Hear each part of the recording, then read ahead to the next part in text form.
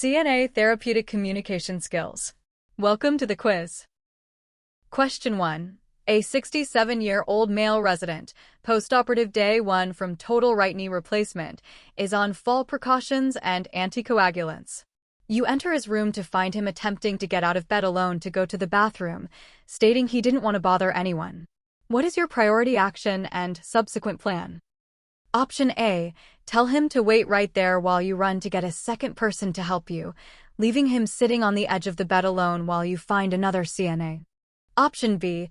Quickly rush to his side and firmly push his legs back onto the bed, scolding him for attempting to get up alone after surgery. Remind him of fall precautions, reposition him, and hand him the urinal. Option C. Calmly but quickly move to his side and place yourself in front of him to prevent him from standing. Thank him for telling you he needs help. Assess his pain level and ask if he feels dizzy.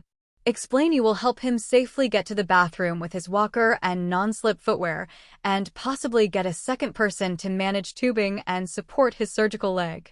Option D. Assist him to stand up since he is already halfway there. Tell him to put all his weight on you and his good leg, and quickly walk him to the bathroom to meet his need efficiently and prevent him from trying again alone. The answer is C. Ensuring safety while addressing the resident's need is the priority. Option A is incorrect because leaving him alone on the edge of the bed is unsafe. He could fall while you are gone. Option B is incorrect because scolding and forcing him to use a urinal may not address his urgency and could cause distress. Option C is correct because it ensures safety by preventing an unassisted fall, assesses his condition, and plans a safe transfer. Option D is incorrect because assisting him to stand without proper support and assessment risks a fall or injury to his surgical leg. Remember, we can take your CNA exam for you, remotely and undetected, and with 85% score guaranteed, no fails, no upfront fees, no deposit, pay only after results. Message us via number in bio to schedule your session. Question 2. A 55-year-old female resident with multiple sclerosis is experiencing a flare-up, leaving her with significant weakness and spasticity. You are assisting her with a transfer from wheelchair to bed using a gait belt. She tells you, "I'm just so tired today. I don't think I can do this.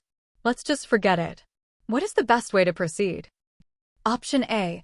Offer to put her to bed in 1 hour, hoping she will have more energy. In the meantime, reposition her in her wheelchair and leave her in the common area to watch television. Option B. Gently encourage her, saying, "I know you're tired, but you'll be so much more comfortable in bed, and it's important for your skin to have a change of position. I'm here to help you, and we can do this very slowly together. Let's just try to stand for a moment and see how you feel. If it's too much, we can stop." Option C. Respect her wishes completely. She has the right to refuse care. Document her refusal to transfer and make a note that she remained in her wheelchair. Option D. Tell her that it's not safe for her to stay in the wheelchair all day and that she has to get into bed. You will need to be firm and use a 2-person transfer with a mechanical lift if necessary for her own good. The answer is B. Balancing encouragement with respect for autonomy is key. Option A is incorrect because delaying may not resolve her fatigue, and she might remain in the chair longer than safe. Option B is correct because it respects the resident's autonomy while gently encouraging necessary care. Option C is incorrect because simply accepting refusal may miss an opportunity to provide care that benefits her skin and comfort. Option D is incorrect because forcing care disregards her autonomy and can cause distress. Question 3. You are assigned to provide a bed bath for an 80-year-old male resident who is Jewish and adheres to Orthodox traditions. He is alert and oriented. A male CNA colleague is available on the unit. What is the most culturally sensitive approach? Option A. Proceed with the bath, but ask a family member to be present in the room to ensure the resident feels more comfortable, allowing you to complete your assignment. Option B. Since you are already assigned, proceed with the bath. Maintain his modesty by keeping him covered with a bath blanket and only exposing the area you are washing, as this is the standard of care for all residents. Option C. Before you begin, knock on his door and explain that you are there to assist with his bath. Ask him, would you prefer that I assist you with your bath this morning, or would you be more comfortable if I asked my male colleague to assist you instead? This offers him a choice and respects potential religious preferences. Option D. Immediately go and ask the male CNA to swap assignments with you without consulting the resident, assuming he would prefer a male caregiver based on his religion. Then inform the resident of the change. The answer is C. Asking about preference respects the resident's autonomy and cultural needs. Option A is incorrect because involving a family member without his consent may violate his privacy and does not address his preference directly. Option B is incorrect because it assumes standard care is sufficient, but some Orthodox Jewish men may prefer not to be touched by a woman. Option C is correct because it directly asks the resident about his preference, respecting his autonomy and potential religious or cultural needs regarding modesty. Option D is incorrect because assuming his preference without asking is presumptuous and disrespects his right to choose. Question 4. A 70-year-old female resident with type 2 diabetes and peripheral neuropathy was found on the floor beside her bed at 2 a.m. She is alert and states she fell trying to go to the bathroom. She denies hitting her head but reports sharp pain in her left hip when she tries to move her leg. What is the correct sequence of actions? Option A. Do not attempt to move her. Keep her calm and comfortable by covering her with a blanket to prevent shock. Immediately activate the emergency call system to get the nurse to the room stat. Stay with her, reassuring her, and report exactly what she told you and what you observed to the nurse upon arrival. Option B. Try to determine the extent of the injury by gently asking her to lift her left leg. If she can do it with some pain, the injury is probably minor. If she cannot lift it, then go get the nurse. Option C. Go and get a second person so you can perform a two-person lift to carefully move her back to bed, then report the fall and her complaint of pain to the nurse after she is safely in bed. Option D. Since she is alert and moving her extremities, she is likely okay. Carefully help her stand up and walk back to bed. Then put the bed alarm on and document that she was found on the floor and return to bed without injury. The answer is A. Immobilizing a resident with a possible fracture prevents further injury. Option A is correct because moving a resident with a possible hip fracture can cause further injury. Option B is incorrect because asking her to lift her leg could cause pain and is not an appropriate assessment. The nurse should evaluate. Option C is incorrect because moving her without assessment risks injury. Option D is incorrect because helping her stand could worsen a fracture. Question 5. You are feeding a 90-year-old resident with dysphagia who is on a nectar-thick liquid and minced meat diet. She suddenly begins to cough forcefully, her face turns red, and she has wet-sounding respirations.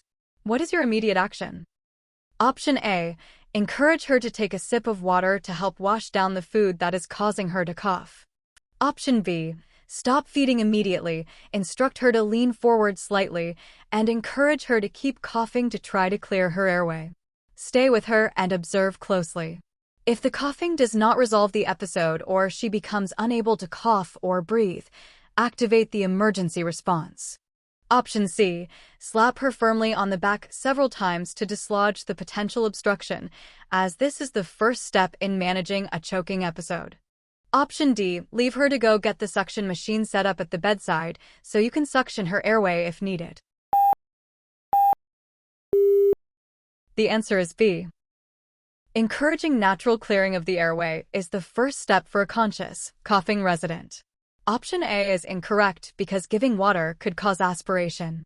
Option B is correct because the resident is coughing and has wet sounds, indicating she is trying to clear her airway.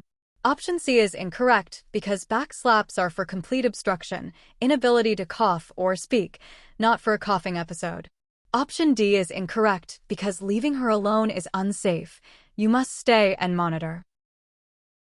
Question 6. A resident with an indwelling urinary catheter has a drainage bag that is full. You need to empty it. Which of the following steps is essential for preventing infection and ensuring proper procedure? Option A. Empty the bag into the toilet.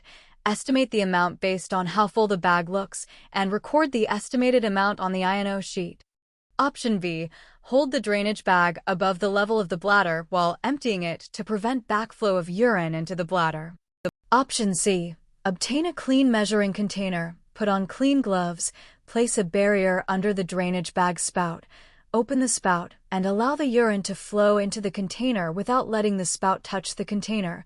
Close the spout. Measure the urine. Record the output and dispose of the urine according to facility policy. Option D. Disconnect the catheter from the drainage bag to empty the bag more thoroughly, then wipe the ends with alcohol before reconnecting. The answer is C. Aseptic technique during catheter care prevents introducing bacteria. Option A is incorrect because estimating is inaccurate and emptying into the toilet without measuring misses the opportunity for accurate INO. Option B is incorrect because holding the bag above the bladder causes backflow, which can lead to urinary tract infection. Option C is correct because it follows a septic technique, using a clean container, avoiding contact, and measuring accurately.